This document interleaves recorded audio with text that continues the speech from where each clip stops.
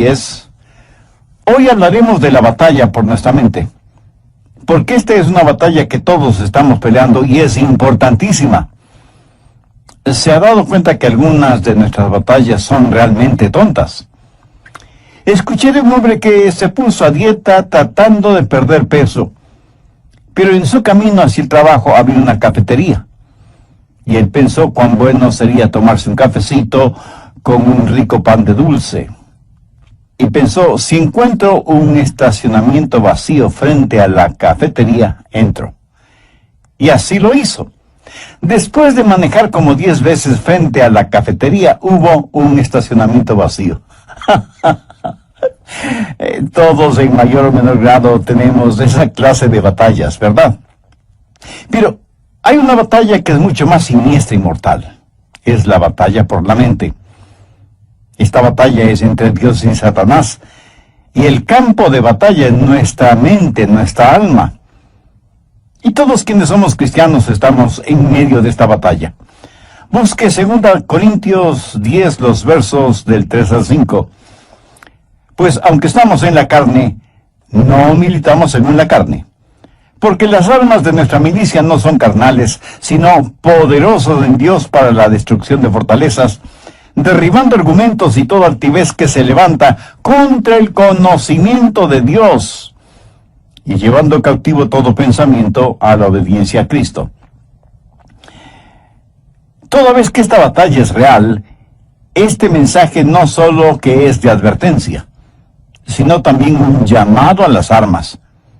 Pero también deseo que sea de ánimo, porque cuando usted nace de nuevo, nace para ganar. Dios no le salva para que viva una vida derrotada. Pablo dijo, mas a Dios gracias, el cual nos lleva siempre en triunfo en Cristo Jesús. El plan de Dios para cada uno de sus hijos es de triunfo y de victoria en nuestras mentes.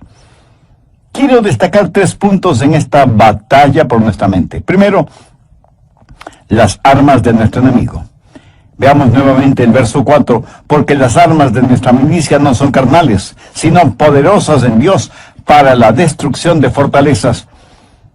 Ahora, ¿quiénes son los participantes en esta guerra? ¿Quién ha declarado la guerra contra su mente, contra su alma? Nuestro enemigo no lo podemos ver física o carnalmente. Busque Efesios 6, 12. Porque no tenemos lucha contra carne y sangre, sino contra principados, contra potestades, contra los gobernadores de las tinieblas en las regiones celestes. El diablo se ha ubicado en lugares estratégicos para hacerle la guerra a usted, y cuenta con una multitud de demonios para ese propósito. Son invisibles y están dedicados a la destrucción de su vida mental, dirigidos y bajo la autoridad del príncipe de las tinieblas que es Satanás. ¿Cuál es el trofeo en esta guerra? ¿Cuál es el campo de batalla? Veamos el verso 5. Derribando argumentos y toda altivez que se levanta contra el conocimiento de Dios, y llevando cautivo todo pensamiento a la obediencia a Cristo. Ahí lo tiene. Argumentos, conocimientos, pensamientos, como elementos de esta guerra por la posesión de su mente. Satanás quiere conquistarla para poder controlarle a usted y luchar contra Dios. Hay una diferencia entre su mente y su cerebro. Los psicólogos del comportamiento no reconocen esa diferencia, pero la Biblia ve esa diferencia en forma muy clara. Su mente no es la que piensa, sino su cerebro. Y la relación entre mente y cerebro es la misma que existe entre un guitarrista y su guitarra. El guitarrista utiliza la guitarra para expresarse por medio de la música. Hay una diferencia entre mente y la materia gris de su cerebro. Mente y cerebro son 2 cosas separadas. Y tengo que reconocer, para efectos de la ilustración, que aunque todos tenemos guitarritas, algunos tienen mejores guitarras que otros. Quiero decir, tienen mejores cerebros que otros. Ahora escúcheme atentamente. Cuando usted se salva, tiene la mente de Cristo. No significa que su capacidad mental será extraordinaria, sino que tendrá la capacidad de pensar utilizando el cerebro que tiene. El diablo quiere su mente. Y el hecho de que usted tenga la mente de Cristo, el hecho de que usted haya sido salvado, no significa que la guerra se ha terminado para usted. Recuerde que Pablo está escribiendo a los hermanos en la iglesia de Corinto. Sin embargo, el apóstol tiene preocupación espiritual por ellos. Veamos 2 Corintios 11:3. Pero temo que como la serpiente con su astucia engañó a Eva, vuestros sentidos sean de alguna manera extraviados de la sincera fidelidad a Cristo. ¿Qué es lo que está diciendo el apóstol Pablo? Está diciendo que él siente temor de que, así como el diablo en forma sutil engañó a Eva, las mentes de ellos puedan ser corrompidas por Satanás y abandonen la sincera y pura devoción que deben tener a Cristo. El diablo pues quiere corromper su mente y tratará de evitar por todos los medios posibles el que usted tenga la mente de Cristo. Y Pablo está tratando a los hermanos en Corinto como si fueran sus hijos. Mire lo que dice en el verso 2 del capítulo 11, 2 Corintios. Porque os celo con celo de Dios, pues os he desposado con un solo esposo, para presentaros como una virgen pura a Cristo. Ahora, ¿qué significa esto de celo de Dios? Usted sabe, los celos pueden ser buenos o malos. Hay un celo que puede destruir, y hay un celo que protege a aquellos que amamos. Los esposos, por ejemplo, deben ser celosos de tener una devoción pura por su esposa, por sus hijos. Y lo mismo es con las esposas en su devoción hacia su esposo e hijos. El celo protector mutuo es necesario dentro del hogar. Un padre amoroso quiere llevar hasta el altar matrimonial a su hija y entregársela al novio como una virgen pura. El problema en la actualidad es que hay tantos padres que no entienden que su trabajo, su responsabilidad es criar hijas piadosas para entregarlas vírgenes en el altar matrimonial. Ese debe ser el propósito de un padre genuinamente cristiano. Pablo usa esa analogía para decir que los hermanos en Corinto eran sus hijos espirituales, eran la novia de Cristo, y que no quería que fueran engañados y corrompidos en sus mentes. Prácticamente les está diciendo, cuando les presenten las bodas del Cordero, quiero que sean como una virgen casta y pura para el Señor. Tristemente tengo que reconocer que no hay suficiente pureza en las iglesias en nuestros días. Tal parece que las novias han perdido la capacidad de sonrojarse frente a las cosas impuras. La iglesia necesita recobrar la virtud de la pureza. Leí la historia de un hombre que vivió en Londres hace muchos años. Se le conocía simplemente como el señor Betts. Tenía un almacén de música. Un día un hombre vestido con harapos entró en el almacén y le dijo, necesito algo para comer. Por favor, quisiera comprar mi violín. El señor Betts le dijo que ya tenía muchos violines. Pero el harapiento insistió, es que estoy verdaderamente necesitado. Por favor, cómpreme el violín.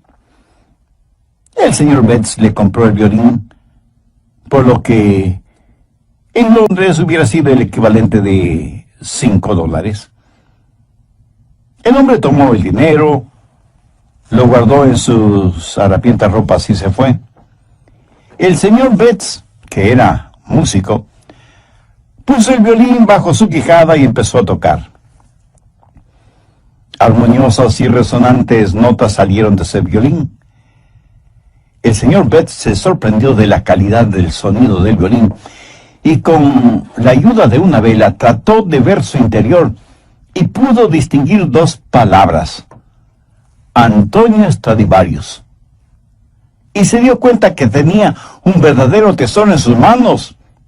Y el hombre de harapiento se lo había vendido por el equivalente de $5. El señor Betts era un hombre bueno y honesto. Salió a buscar al hombre harapiento, pero nunca lo encontró. Muchos años después, el señor Betts vendió ese violín por $5,000. En la actualidad, un violín Stradivarius cuesta una verdadera fortuna. Ahora haga la analogía. Algunos jóvenes se venden muy barato cuando permiten que sus cuerpos se conviertan en sucios objetos de placer sexual, en vez de cuidarse y guardarse para aquella persona con la cual se casará. Pablo dice, como un padre quiere proteger a su hija para presentársela pura a Cristo, así quiero protegerles a ustedes que forman la iglesia para que tengan una mente pura y una sincera devoción por Cristo. Mi amigo, hay una batalla por su mente. El diablo quiere poseer su mente porque sabe que si puede tenerla, puede corromperla, puede alejarle del Señor Jesucristo. Vivimos en un mundo que tiene una mente totalmente corrompida. Y recuerde que, de acuerdo a Génesis 6, Dios destruyó a toda una civilización porque todo designio de los pensamientos del corazón de ellos era de continuo solamente el mal. Por favor, busque Romanos 8:6. Porque el ocuparse de la carne es muerte, pero el ocuparse del Espíritu es vida y paz. Y en Proverbios 23:7 leemos, porque cuál es su pensamiento en su corazón, tal es él. O sea, la Biblia claramente enseña que necesitamos guardar, proteger nuestra mente. De paso, quiero decir algo para aquellos que pudieran estar cautivos en eso de la meditación trascendental. Eso es muy, pero muy peligroso. ¿Sabe lo que la meditación trascendental hace? Abre su mente para los espíritus diabólicos. A los practicantes de esta forma de ocultismo se les dice que deben entrar en un estado de meditación a fin de hacer contacto con los espíritus. Mi amigo, eso es como irse por la noche a la cama después de abrir todas las ventanas y todas las puertas y esperar para ver qué o quién entra en su casa. Y usted dice, espero esta noche hacer contacto. Sí, a lo mejor hace contacto, pero con espíritus diabólicos. Su mente debe estar fija, firme en el Señor Jesucristo. El profeta Isaías dijo, tú guardarás en completa paz aquel cuyo pensamiento en ti persevera. El diablo quiere su mente para continuar con su guerra contra Dios. Y Dios quiere su mente porque es por medio de ella que Dios le habla, le alcanza. Busque Efesios 4, los versos 17 y 18. Recuerde que Pablo escribió esta carta a los hermanos creyentes y les dice, esto pues digo y requiero en el Señor, que ya no andéis como los otros gentiles, que andan en la vanidad de su mente, teniendo el entendimiento entenebrecido, ajenos a la vida de Dios, por la ignorancia que en ellos hay, por la dureza de su corazón. Cuando Dios se comunica con usted, lo hace a través de su mente. En la actualidad tenemos a personas que van a los servicios de adoración y ponen todo su énfasis en el emocionalismo. Permítame decir que Dios no se comunica por medio de sus emociones, porque las emociones son la parte más superficial de su naturaleza. La salvación es el trabajo profundo de Dios. La gente se emociona con el ritmo de la música, se les pone la piel de gallina y dicen que han tenido una experiencia con Dios, cuando la verdad es que solo han tenido un hipo emocional. Dios se comunica por medio de la mente, y no estoy hablando de un racionalismo o intelectualismo, hablo de que Dios se revela en su mente, y que Dios nos cambia, empezando con nuestra mente. En Efesios 4:23 Pablo dice, y renovaos en el espíritu de vuestra mente. Ahora, ¿cómo Dios le renueva a usted? En el espíritu de su mente. Usted puede cambiar su forma de vivir, cambiando su forma de pensar. Por eso en Romanos 12:12 el apóstol dice, no os conforméis a este siglo, sino transformaos por medio de la renovación ¿de qué? de vuestro entendimiento. Y aquí la palabra entendimiento significa mente. O sea que Pablo está diciendo que debemos ser transformados por medio de nuestra manera de pensar. Dios se comunica con usted por medio de su mente. Dios le cambia por medio de su mente. Y Dios le controla por medio de su mente. Recuerde lo que dice Romanos 8:6. Porque el ocuparse de la carne es muerte, pero el ocuparse del Espíritu es vida y paz. Dios nos controla cuando le permitimos que controle nuestra mente. Y eso es exactamente lo que quiere hacer Satanás, controlar nuestra mente para poder controlarnos a nosotros. Por lo tanto, la batalla por nuestra mente es real. Segundo, la debilidad de nuestra carne. Y es muy importante el entender esto. En nuestra propia carne, todos somos débiles. 2 Corintios 10:3 dice, pues aunque andamos en la carne, no militamos según la carne. En otras palabras, su carne, o sea, su estado natural, de ninguna manera tiene lo que se requiere para tener un proceso mental correcto. Y porque vivimos en la carne, todos tenemos problemas, desilusiones, enfermedades. Todos experimentamos las cosas mundanas de la vida. Y no piense que porque usted es ya salvo, va a vivir en un planeta diferente, inmune a las realidades de la vida y la tierra. Algunas personas se encierran en monasterios pensando que así vivirán vidas santas. Se cuenta de un hombre que decidió entrar en un monasterio cuya regla principal era el silencio. Podían decir solo 2 palabras al año. Al cumplir el primer año fue llamado por el superior del monasterio, quien le dijo, ya tienes 1 año aquí y puedes decir tus 2 palabras. Y el hombre simplemente dijo, cama dura. Después del segundo año, sus 2 palabras fueron, mala comida. Al tercer año, y frente a su superior, dijo, me voy. Y su superior le contestó, está muy bien que te vayas, porque en los 3 años que has estado aquí, lo único que has hecho es quejarte. Soy Andrés García Vigio. Escuchemos al doctor Adrian Rogers en la voz del pastor Lenín de Llanón en la parte final del mensaje La batalla por su mente. Mis amigos, nuestra batalla no es contra los partidos políticos, ni contra la oficina de impuestos, ni contra Hollywood, ni contra suegros, especialmente las suegras. La batalla de la mente es contra Satanás. Y usted nunca podrá ser más listo que el diablo. Él se burla de nuestros esquemas, ridiculiza nuestras organizaciones, y aunque muchas personas piensan que esta batalla puede ser ganada por medio de la educación, eso no es cierto. Ahora escúcheme, de ninguna manera yo estoy en contra de la educación. Pero si usted educa a una persona que no conoce al Señor Jesucristo, lo único que hará es tener una persona más peligrosa, porque seguirá siendo un diablo, pero bien educado. Antes de ser salvo, yo tuve un amigo que era alcohólico y asistió a varios programas para rehabilitarse, pero luego aceptó al Señor Jesucristo como su Salvador, y esto es lo que él me compartió. Yo asistí a esos programas sin conocer al Señor Jesucristo. Era un borracho consuetudinario, y de esos programas salí siendo todavía un borracho, pero ahora tenía educación. ¿Lo ve? La educación no es la respuesta. Pero tampoco la legislación es la respuesta para la mente. Las armas de nuestra guerra no son carnales.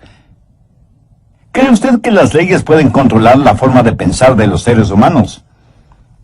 En la actualidad estamos tratando de tener leyes para controlar lo que pensamos. La ley castigará toda manifestación de odio, verbal o físico. Sin embargo, ninguna legislación puede obligarnos a amarnos unos a otros, o a odiarnos unos a otros. Las leyes solo pueden restringir la maldad, pero no pueden impulsar la bondad. Así que ni la educación, ni la legislación son la respuesta. El medio ambiente tampoco es la respuesta. Pablo dice que las armas de nuestra guerra no son carnales, y la educación, la legislación y el medio ambiente son métodos carnales. Esas son cosas que la gente puede hacer sin el Señor Jesucristo. ¿Cree que si usted tiene un mejor medio ambiente, eso cambiará su manera de pensar? Bueno, solo quiero que recuerde que Adán y Eva se metieron en problemas estando en el jardín del Edén. Y usted no puede pedir mejor medio ambiente que ese, ¿no le parece? Sin embargo, ellos fueron engañados porque Satanás manipuló sus mentes. En una institución mental estaban tratando de determinar si ciertos pacientes estaban listos para ser dados de alta. Los pusieron en un cuarto, abrieron las llaves del lavabo hasta que el agua se desbordó, les dieron unos trapeadores y les dijeron que debían limpiar el cuarto. Si ellos empezaban a usar los trapeadores sin cerrar las llaves del agua, no estaban listos para ser dados de alta. ¿Sabe que eso es lo que estamos haciendo en nuestra sociedad? Estamos tratando de limpiarla sin cerrar el flujo de agua. El problema está en nuestra mente, porque como pensamos, así somos. Y es de la mente, del corazón, que salen los actos de nuestra vida. En Lucas 6:45 leemos: el hombre bueno del buen tesoro de su corazón saca lo bueno, y el hombre malo del mal tesoro de su corazón saca lo malo, porque de la abundancia del corazón habla la boca. Tercero, las armas de nuestra batalla. Segunda de Corintios 10:4, porque las armas de nuestra milicia no son carnales, sino poderosas en Dios para destrucción de fortalezas. En los días de Pablo había una batalla. En un extremo estaba Pablo, y en el otro extremo el Imperio Romano. El Imperio Romano había estado en existencia por 700 años, y tenía privilegio y poder. Tenía sus legiones romanas, una poderosa fuerza naval, el Senado romano, la ley romana, y parecía que toda la maldad del imperio estaba atrincherada en Corinto, en las mentes y corazones de la gente. Todo esto en contra de Pablo, pequeño judío, pero con un corazón lleno de Jesús, declarando la guerra a toda esa maldad. ¿Quién ganaría esa pelea? Pablo. ¿Cómo? No con armas carnales.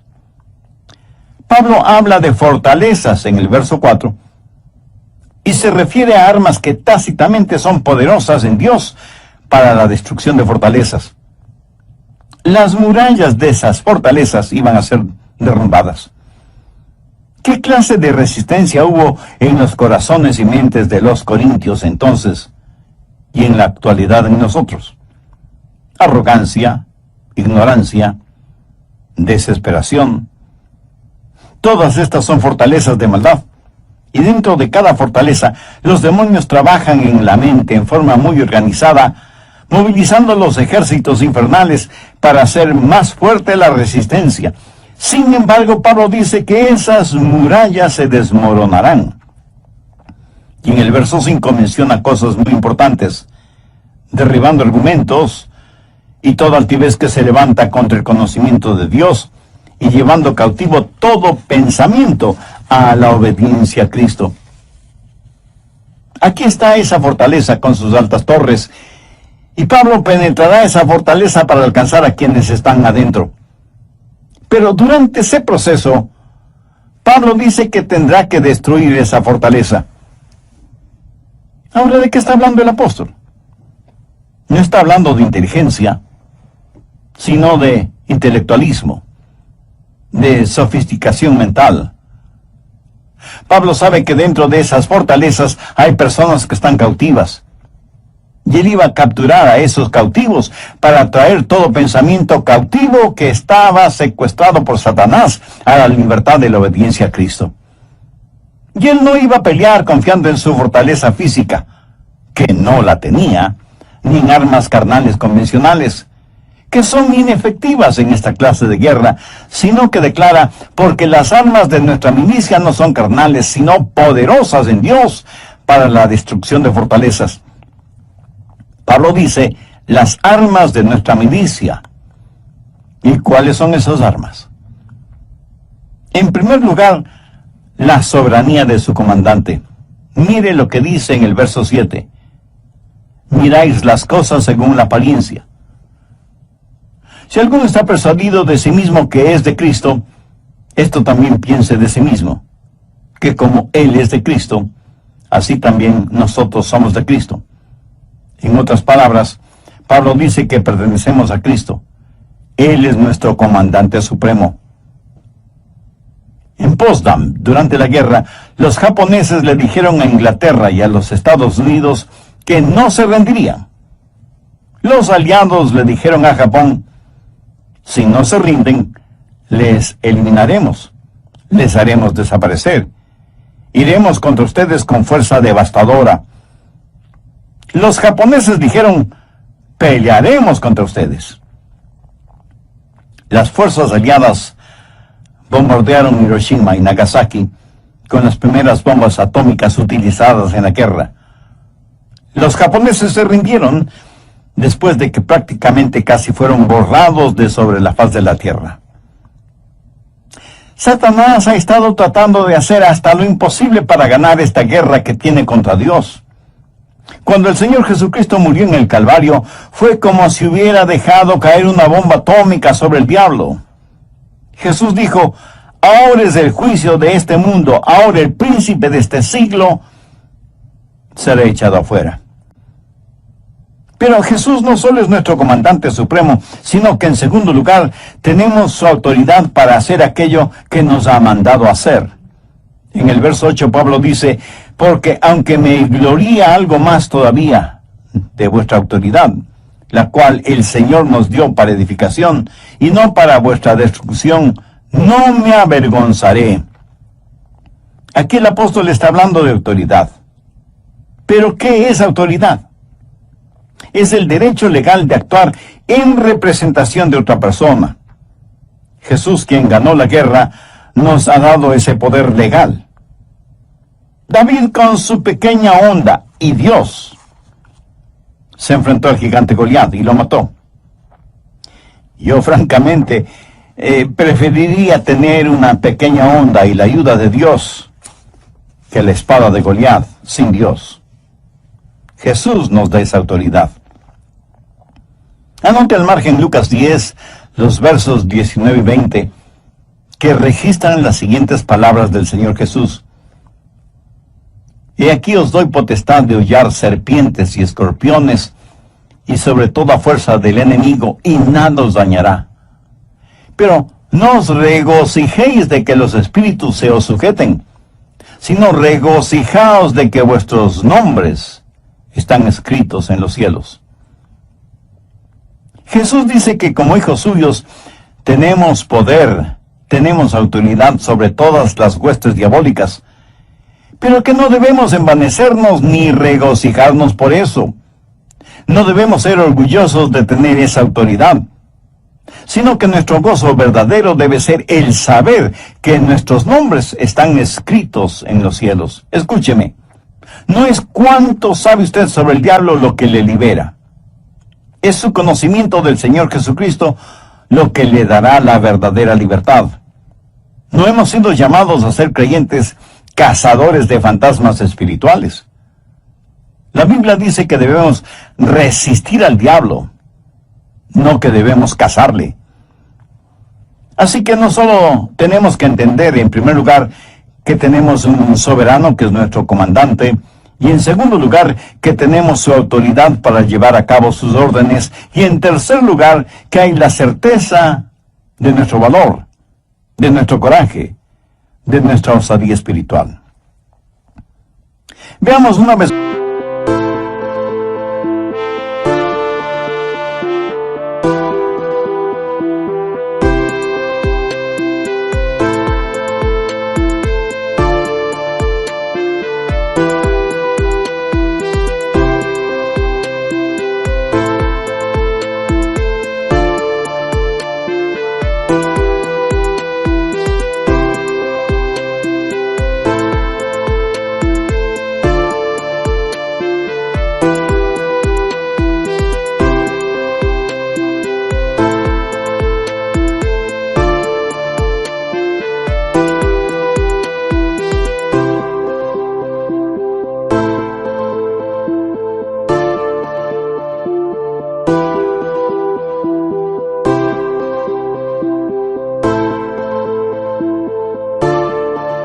más 2 Corintios 10, los versos del 8 al 11.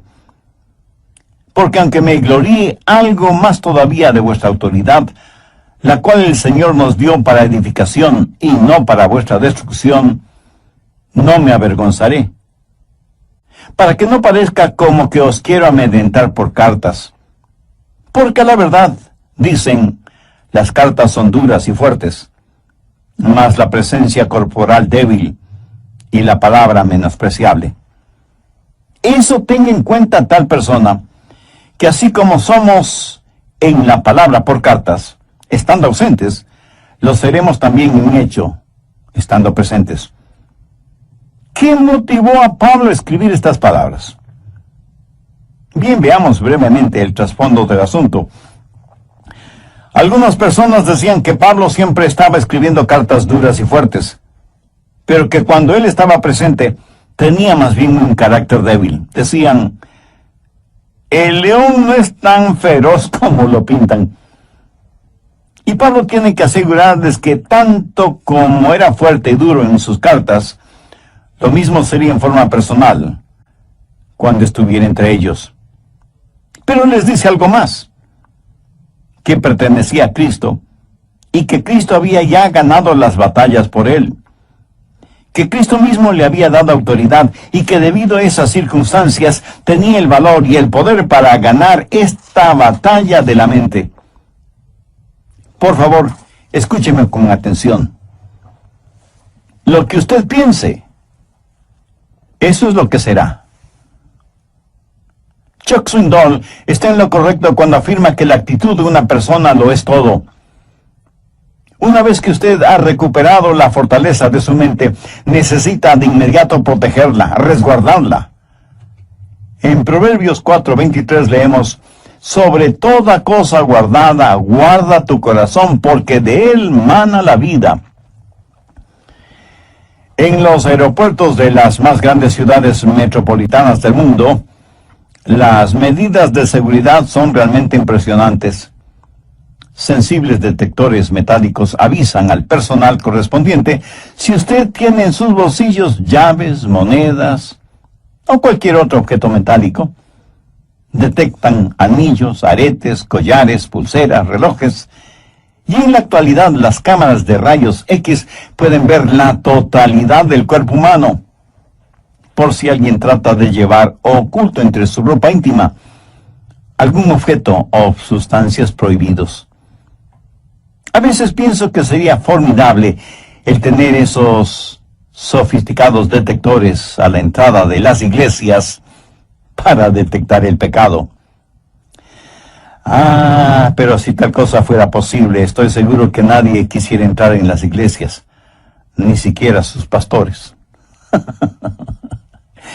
En Filipenses 4:8 Pablo dice, por lo demás, hermanos, todo lo que es verdadero, todo lo honesto, todo lo justo, todo lo puro, todo lo amable, todo lo que es de buen nombre, si hay virtud alguna, si algo digno de alabanza, en esto pensad.